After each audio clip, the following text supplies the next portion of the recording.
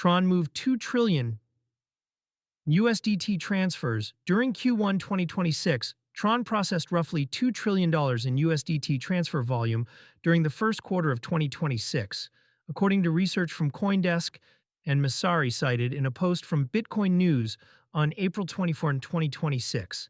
That works out to about $22 billion per day in Tether's dollar-pegged stablecoin, moving across a single chain, a throughput that rivals or exceeds several traditional payment networks.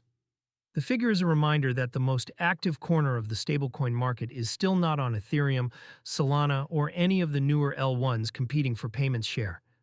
It is on Tron, and the gap is widening rather than closing. Tron has quietly been USDT's biggest rail for years. Tether first issued USDT on Tron in 2019, and the combination found product-market fit almost immediately. Users wanted a cheaper, faster way to move dollars than Ethereum offered at the time, and Tron's low per-transaction cost plus fast finality fit the job. Tether leaned into it, eventually minting more of its circulating supply on Tron than on Ethereum.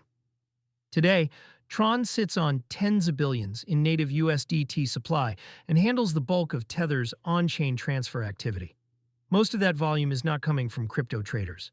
It is remittances, peer-to-peer payments, and payroll flows in countries where banking is slow, expensive, or inaccessible. A small merchant paying an overseas supplier is a more common use case than any single DeFi application. What $2 trillion actually represents, a quarterly figure on that scale, is hard to benchmark against crypto metrics alone. Put it next to traditional payment rails and the picture sharpens. Visa's global payment volume is measured in multiple trillions per quarter, so Tron is not outmoving Visa. But it sits in the same zip code as several mid-tier payment networks, and it does that with a protocol that costs a few cents per transaction and settles in seconds without a central intermediary deciding which transfers clear. Growth is the other point. Tron's USDT transfer volume was measured in hundreds of billions per quarter a few years ago, not trillions. A move from tens of billions annually to trillions quarterly means adoption is compounding faster than most traditional payment networks grow. Why users keep choosing Tron for stablecoins cost is the simple answer. A Tron transfer typically costs under $1 in network fees, and recent TRX network upgrades have pushed that closer to the floor. A user sending $200 home to family cannot give up 3% to network fees, which rules out most of Ethereum mainnet activity for small payments. Speed matters too.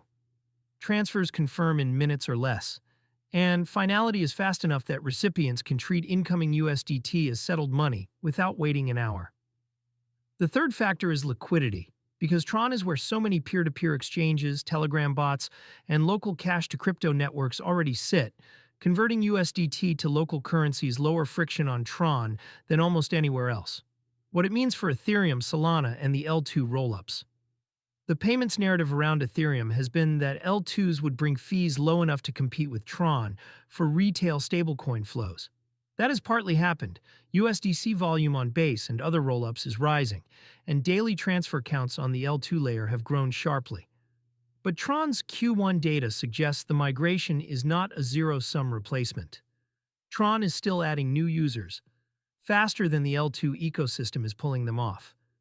For a meaningful share of the real-world payments market, Tron is the default chain and everything else is optional. This affects how companies building stablecoin-based card products think about rails. A card program targeting global users cannot ignore Tron's USDT float, even if the issuer would prefer to route everything through Ethereum or Solana for technical reasons. The policy angle. The other implication is regulatory. When most of the on-chain dollar activity in the world flows across one chain and one issuer, regulators have a single pressure point. That is why U.S. stablecoin legislation and international rules like MiCA spend so much time on issuer obligations and reserves rather than protocol-level concerns. Tether's posture, its backing, and its relationships with governments directly shape what $2 trillion of USDT transfer volume can and cannot do. A concentrated market is easier to police. It is also easier to destabilize if one participant stumbles.